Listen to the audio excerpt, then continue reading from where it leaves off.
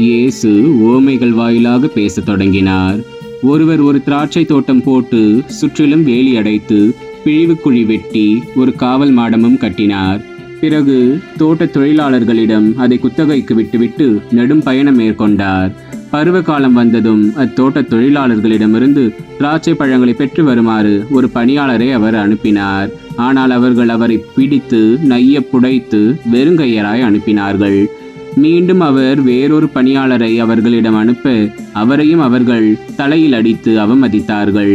அவர் மேலும் ஒருவரை அனுப்ப அவரையும் கொலை செய்தார்கள். அவர் வேறு பலரையும் அனுப்பினார். அவர்களுள் சிலரை நைய பிடைத்தார்கள், சிலரை கொன்றார்கள். இன்னும் எஞ்சியிருந்தவர் ஒருவரே. அவர் அவருடைய அன்பு மகன். தம் மகனை அவர்கள் மதிப்பார்கள் என்று அவர் நினைத்து கொண்டு இறுதியாக அவரை அவர்களிடம் அனுப்பினார். அப்பொழுது அத்தோட்ட தொழிலாளர்கள், இவன்தான் சொத்துக்கு உரியவன், வாருங்கள் நாம் இவனை கொன்று போடுவோம், அப்போது சொத்து நமக்கு உரியதாகும் என்று தங்களிடையே பேசி கொண்டார்கள்.